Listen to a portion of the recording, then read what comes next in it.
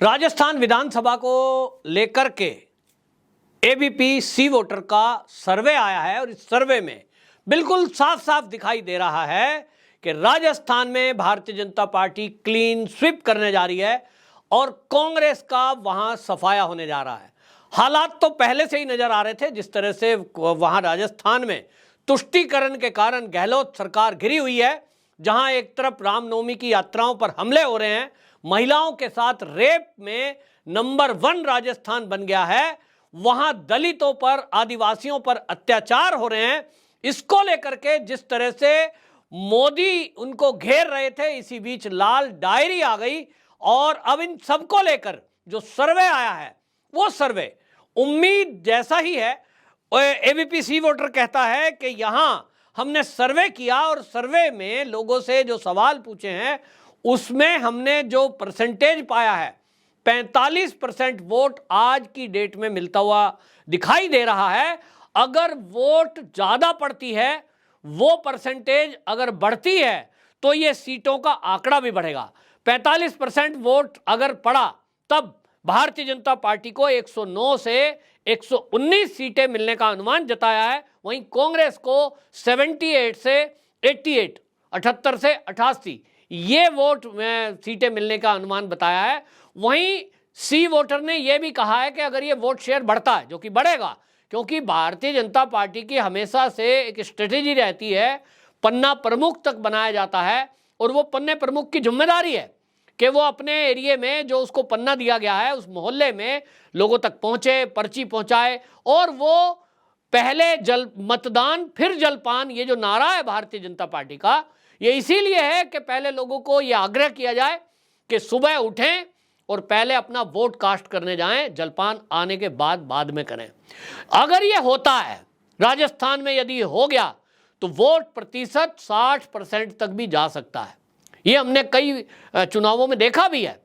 और अगर ये 45 से बढ़कर के 60 हो जाता है तो निश्चित जानिए, जो सी वोटर कह रहा है कि ये वोट प्रतिशत बढ़कर के जब बढ़ेगा तो इससे सीटों में भी बढ़ोतरी भारतीय जनता पार्टी की होगी, क्योंकि जब जब जहां वोट बढ़ता है तो वो भारतीय जनता पार्टी के पक्ष में और एंटी इनकम्पेंसी का एक फैक्टर भी होता है। तो 130 से लेकर के 140 सीटें भारतीय जनता पार्टी को मिल सकती है, ये अनुमान जताया है।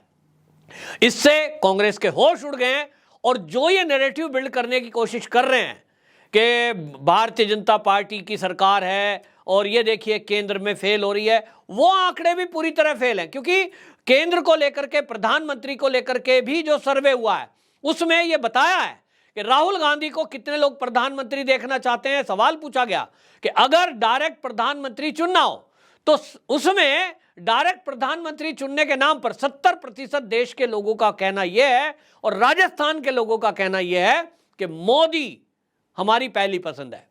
राहुल गांधी को कितने परसेंट लोगों ने कहा, तो मात्र 25% लोगों ने कहा कि राहुल गांधी देश का प्रधानमंत्री बनना चाहिए। ये राजस्थान की सिचुएशन है। इसका मतलब यह हुआ कि 2024 के लोकसभा चुनाव की भी झलक अभी से लग रही है। हालांकि अभी जो कांग्रेस है वो षड्यंत्र करने में लगी हुई है। जहां एक तरफ मणिपुर की हिंसा हो रही है, इसका खुलासा हुआ है कि ये आज का नहीं है, ये समस्या कांग्रेस की देन है। देश की आजादी के बाद से जिस तरह से वहां कुछ कम्युनिटी को एसटी का दर्जा दे दिया गया, पहाड़ों पर बसने के लिए खुली छुट्टी दे दी गई और धर्म के आधार पर एक विशेष धर्म के लोगों को तुष्टीकरण करके आरक्षण दे दिया गया, उसके कारण आज नॉर्थ ईस्ट में यह समस्या पैदा हुई है। 2014 के बाद से, मोदी सरकार के आने के बाद, यदि नॉर्थ ईस्ट में या मणिपुर में कुछ हुआ है उसका नाम तो विकास है। वहां विकास हुआ है, वहां मेडिकल कॉलेज बने हैं, वहां विश्वविद्यालय बने हैं, वहां हाईवेज बने हैं, वहां एयरपोर्ट बने हैं, पहली बार ट्रेन पहुंची है, ये मोदी ने किया है। और इसीलिए कांग्रेस सब तरफ से साफ होती दिखाई दे रही है। ये सब हो रहा है तो राजस्थान का जो आंकड़ा है वो तो हमें दिखाई दे रहा है। और आपको बता दें कि इस सर्वे ने एक बात तो साफ कर दी है कि ये जो गहलोत सरकार है, इसके अब जब मोदी जी की वहां रैली हुई और उस मोदी जी की रैली में उन्होंने लाल डायरी का भी जिक्र किया है। अगर मोदी जी किसी बात को बोलते हैं, वो पहले हिंट देते हैं, उसके बाद एक्शन होता है। आप देखें कि मोदी जी का जो कभी भी भाषण हो उसमें जो वर्ड उनके मुंह से निकला है वो अधिकारियों के लिए एक आदेश है। मोदी जी अगर कहीं भ्रष्टाचार की बात कर रहे हैं, ईडी के अधिकारी उसी को समझकर एक्टिव हो जाते हैं कि मोदी जी की इच्छा क्या है, भ्रष्टाचार पर प्रहार। अरबों खरबों रुपया इस देश में जिन्होंने लूटा उनसे बरामद हुआ है। अब मोदी जी ने वहां जब रैली में राजस्थान में ये बोल ही दिया सीकर में कि जो गहलोत सरकार है वो किस तरह से यहां बलात्कार हो रहे हैं महिलाओं के साथ, आदिवासियों के साथ, दलितों के साथ, इसको लेकर के वहां कोई कार्रवाई नहीं हो रही है। दूसरी तरफ जो बच्चे हैं वो अपनी नौकरी के लिए तैयारी कर रहे हैं, पेपर लीक हो जाता है, इस मामले में भी राजस्थान सबसे ऊपर है। वहीं उन्होंने जिक्र किया लाल डायरी का, और लाल डायरी का जो जिक्र है ये आपको बता दूं मोदी जी या भारतीय जनता पार्टी ने बाद में किया है। पहले तो इस पर सवाल और खुलासा किया कांग्रेस के जो एमएलए हैं उन्होंने ही, राजेंद्र गुढ़ा ने इसका खुलासा किया। और इसके अलावा एक गंभीर आरोप राजेंद्र गुढ़ा ने और लगाया कि यदि उसमें सीबीआई जांच हो गई तो निश्चित जानिए कि गहलोत सरकार के कई मंत्री उसमें फंस सकते हैं।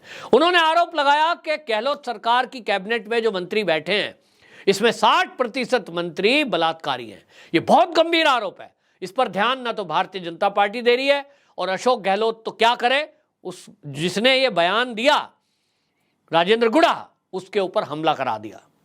हो सकता है उसको जेल में डाल दें, क्योंकि ये सुनने में आ रहा है कि उसको ऐसे वैसे कैसे करके किसी भी केस में फंसाकर ये जेल में डाल सकते हैं। राजेंद्र गुढ़ा ने ही आरोप लगाया कि मेरे ऊपर कई ऐसे फर्जी केस इन्होंने पहले भी लगाए हैं, क्योंकि मैं सवाल पूछता रहा हूं, मैं सरकार से पूछता रहा हूं कि आप मणिपुर की बात कर रहे हैं, अपनी गिरबान में झांक कर क्यों नहीं देखते। यहां महिलाओं की सुरक्षा करने में हम पूरी तरह विफल हैं, हमारी सरकार पूरी तरह विफल है, और इसलिए राजस्थान की जनता त्रस्त है।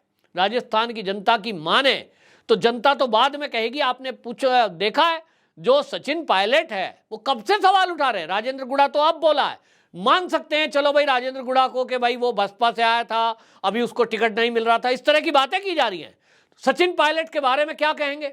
सचिन पायलट तो प्रियंका गांधी वाड्रा और राहुल गांधी का बिल्कुल खासम खास है।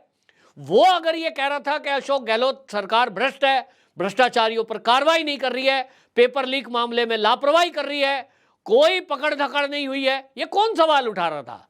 तो राजस्थान की जनता समझती है, और इसीलिए राजस्थान की जनता ने मन तो बना ही लिया है पहले से। अब जो सर्वे आया है ये इस बात की पुष्टि कर रहा है कि राजस्थान में कांग्रेस बुरी तरह हारने जा रही है, और Bharatiya Janata party clean sweep करती हुई हमें दिखाई दे रही है। वहीं आपको बता दूं जो कांग्रेस की सरकार है किस तरह के हथकंडे अपना रही है। ये जो वहाँ के गहलोत हैं, ये सीएम बहाना कर रहे हैं, मोदी जी ने मुझे बुलाया नहीं, मोदी जी ने उसकी भी पोल खोल दी कि ये प्रोपेगेंडा जिस तरह का कर रहे हैं। सीएमओ को आप ये चिट्ठी लिखते हैं कि जी उनका स्वास्थ्य ठीक नहीं है, वो आ नहीं सकते, क्योंकि जो 6 मांग वो रख रहे हैं वो अपना एजेंडा सेट करना चाह रहे थे। असलियत में उनको आना नहीं था, क्योंकि उनका सरेआम जनता अपमान करने लगी है, जनता अब सवाल पूछने लगी है कि भैया लाल डायरी को क्यों छुपाया जा रहा है, क्यों उस पर एक एमएलए की आवाज को दबाया जा रहा है, क्यों पत्रकारों पर प्रहार किए जा रहे हैं, ये सवाल अब जनता पूछ रही है। और जनता में इसीलिए जाने के बजाय ये फ्री की रेवड़ियां बांटकर राजस्थान में वोट बटोरने की कोशिश कर रहे हैं। उधर दूसरी तरफ केंद्र की योजनाओं को मोदी जी गिनाते हैं तो जनता को विश्वास आता है, क्योंकि मोदी जी जो कहते हैं, जो उनकी सरकार कहती है वो करते हैं। और इसीलिए आपको बता दूं 2,60,000 करोड़ रुपए सीधे किसानों के खाते में गए, तो वो राजस्थान के किसानों के जेब में भी गए हैं, और ये डायरेक्ट बेनिफिट मिला है, भ्रष्टाचार बिल्कुल नहीं। दूसरी तरफ INDIA नाम का जो संगठन बनाया है कांग्रेस ने, उस पर मोदी जी ने प्रहार किया राजस्थान की भूमि में। उन्होंने कहा कि आप भ्रष्टाचार करते हैं, अत्याचार करते हैं, आपके घोटाले होते हैं, तो आप यूपीए का नाम बदलकर INDIA रखते हैं, तो भारत देश इंडिया जिसको बोल रहे हैं, इंडिया के पीछे आप छुपकर ये सोच रहे हैं कि बच जाएंगे, लोग आपको मूर्ख बनकर वोट दे देंगे, ये होने वाला नहीं है।